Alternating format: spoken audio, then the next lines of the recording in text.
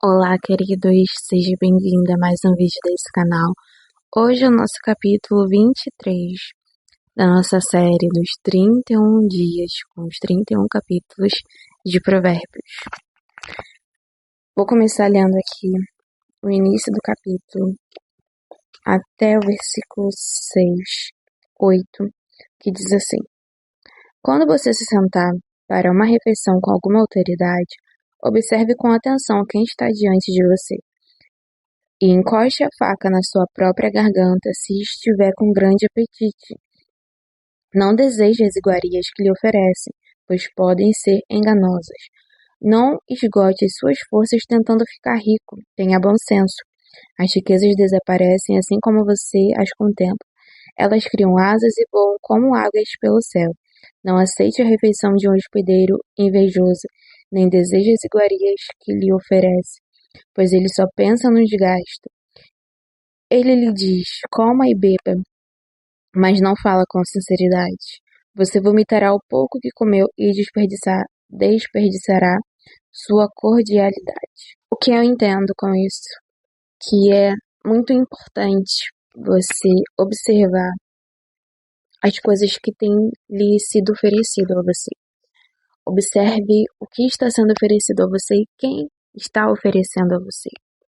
Há mesmo até certos tipos de comida que você não pode comer, dependendo de quem venha. Nós já ouvimos pessoas relatarem que alguma pessoa que ela achava até que não gostava dela ofereceram algo para elas comerem e era algo muito bonito. Uma vez eu até ouvi uma história de uma moça da igreja contando que ela amava cuscuz. Tinha uma vizinha dela que odiava ela, só fazia mal para ela. A vizinha dela foi lá, fez aquele cuscuz branco, cheio de leite condensado, coisa mais linda, e ofereceu para ela. Na hora o Espírito Santo disse: não coma, porque se você comer, você vai passar mal. Tem algo mal aí. Então, há certos tipos de coisa que tá dizendo: não come nem beba, senão você vai vomitar o que comeu. A gente pode levar até isso de forma literal. Há certos tipos de pessoas que você nem mesmo deve comer da comida dela. Há pessoas também mesquinhas que têm pena até da água que bebe. Essas pessoas estão apenas atraindo para suas vidas escassez. Quando você vive uma vida de miséria, você atrai mais miséria para sua vida.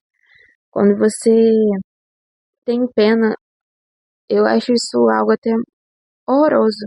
Quando, por exemplo, quem aí de vocês conhece uma pessoa que tem um monte de louças guardadas na caixa? Eu já fui em casa de muitas pessoas dizer: isso aí eu ganhei no meu casamento. A pessoa casou tem 50 anos e tá lá, tem coisa na caixa. Taças lindas, louças lindas, copos lindos.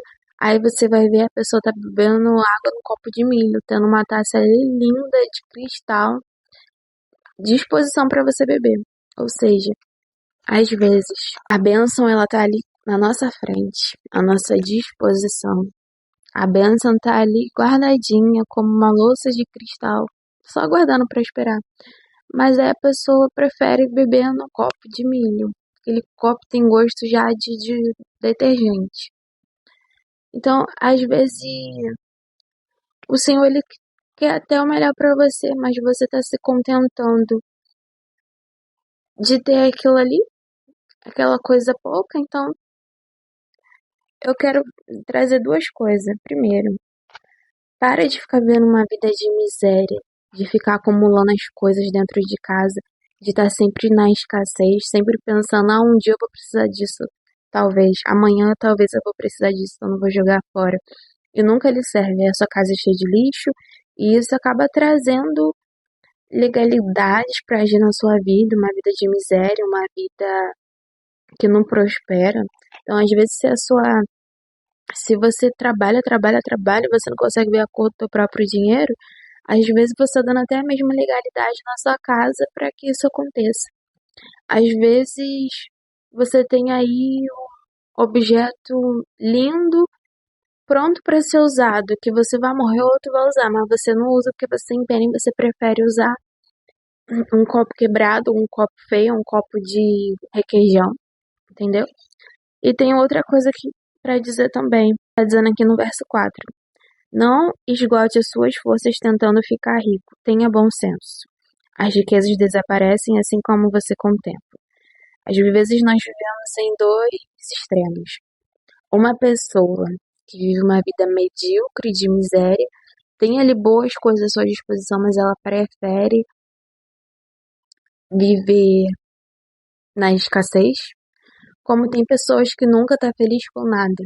São pessoas ambiciosas que querem mais e mais e mais e mais e não observam o que tem. Eu aqui digo para vocês que Deus quer o melhor para sua vida, Deus quer abençoar vocês. E eu digo que quando você tem uma vida reta diante de Deus, quando você busca sabedoria, quando você busca diligência, automaticamente as bênçãos do Senhor elas são atraídas para sua vida. Só que, conta das vezes, a gente pensa tanto no que a gente quer lá na frente, às vezes a gente até se dedica para ter de fato o que a gente quer, mas a gente não observa o que a gente tem agora. Dê valor para o que você tem agora.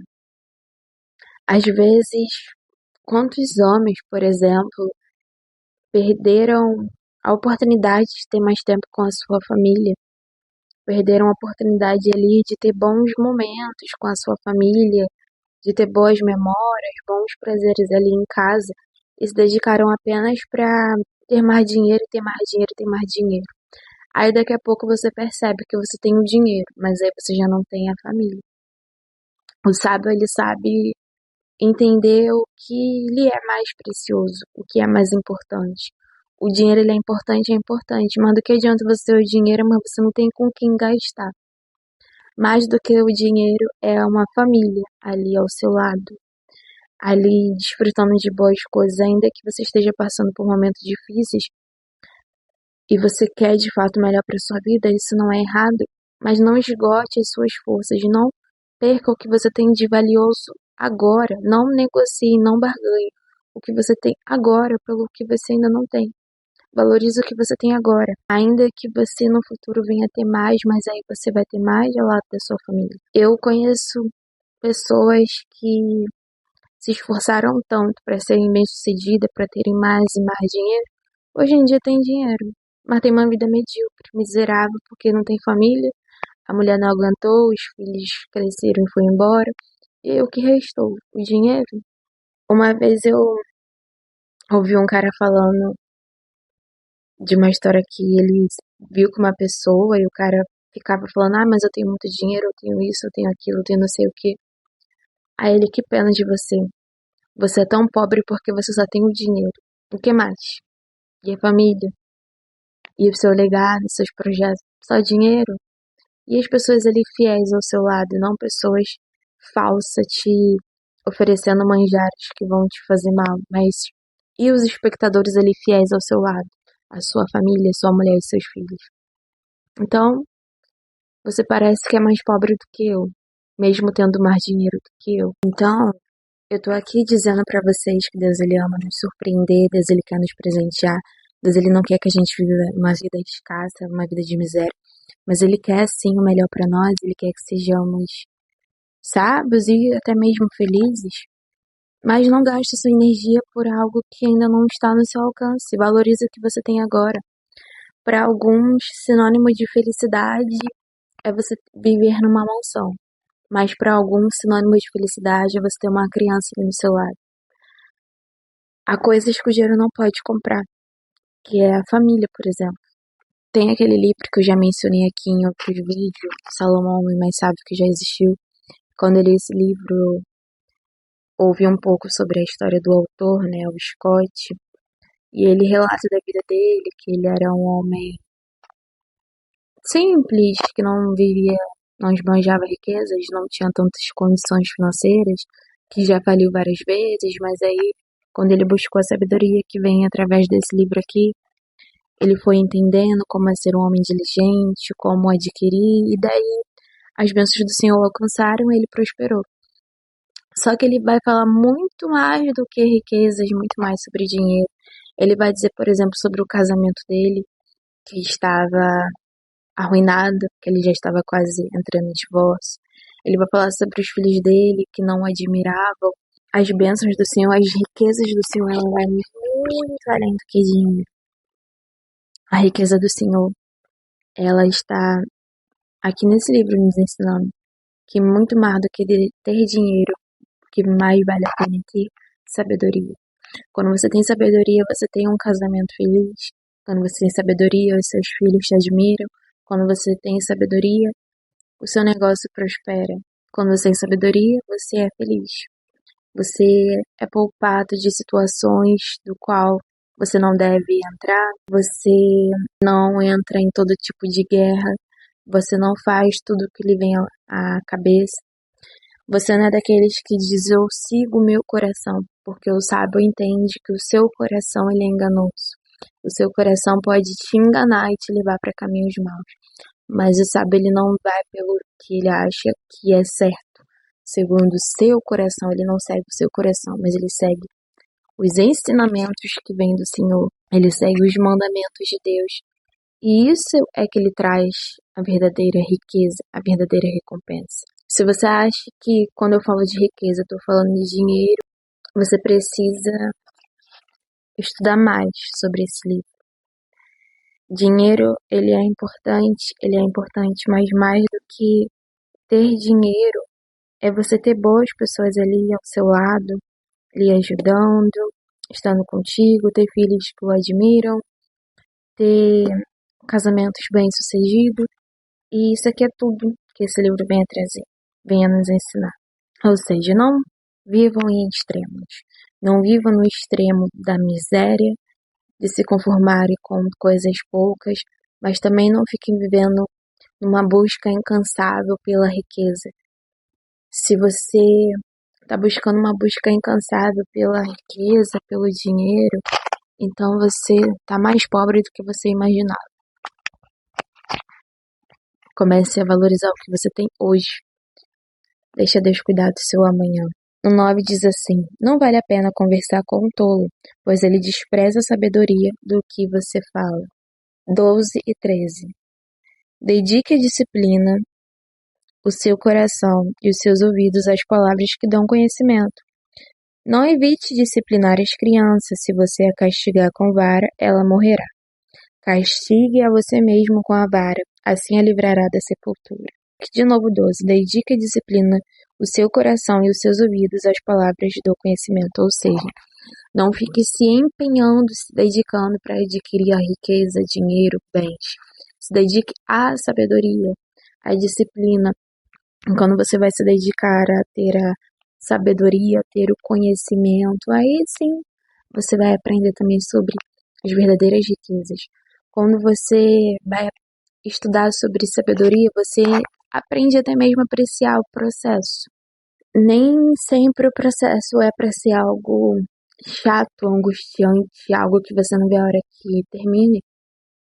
Tem como também ter prazer no processo, você aproveitar o que você tem agora, o que está no teu alcance, você adquirir, para que quando chegar amanhã, o dia de você ver o seu propósito, você vai ver ainda mais com mais prazer, a sua vitória vai ter um gostinho ainda mais doce. E no 3 está dizendo, mais uma vez, para as nossas crianças, não evite disciplinar a criança. Se você a castigar com a vara, ela não morrerá. A Bíblia fala assim, filho, obedeça pai e mãe, respeite pai e mãe para que seus dias se prolonguem na terra. Então, quando essa criança ela não respeita o seu pai e mãe, seus dias diminuem nessa terra. Aí você pode dizer, como assim? Tem uma maldição isso? Se eu não obedecer minha mãe, eu pensava assim quando eu era criança. Ai, meu Deus, eu vou ter que obedecer minha mãe, né? Porque senão eu vou morrer mais cedo. Eu não quero morrer mais cedo. Então eu vou ter que obedecer ela só pra não morrer mais cedo. Mas não é exatamente assim. É porque quando a gente tem respeito pelos nossos pais, quando a gente ouve a correção, ainda que a gente não goste, isso nos livrará de coisas lá na nossa frente, coisas que podem ser mal para nós, coisa que pode nos livrar de coisas. Não que, por o lado espiritual, nos nossos dias, que minha mãe ela sempre dizia assim, ó, toda vez que você tá me desrespeitando, Deus tá diminuindo um dia da tua vida, tá? Eu tinha morrido de medo de brigar com a minha mãe e cada dia diminuir mais um pouquinho, né? Eu não sei se isso acontece pro lado espiritual, mas eu tô dizendo que acontece pro lado aqui natural.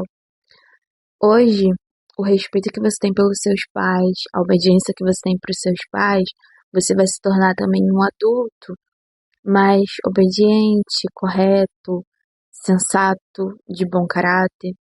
Mas o que eu mais vejo, infelizmente, são jovens que, quando era criança, não respeitavam seus pais, não tinha amor, muitas das vezes, pela sua mãe. A mãe sempre dizia: meu filho, não vá por esse caminho, porque esse caminho vai te levar para a morte. E esse filho ia. E o que que acontecia? Ele se deslumbrava por um mundo onde parecia ser tudo mais fácil, recurso mais rápido, dinheiro mais rápido. E o que que acontecia? A vida dele era levada e ele não tinha tempo nem para gastar o dinheiro que tinha ali.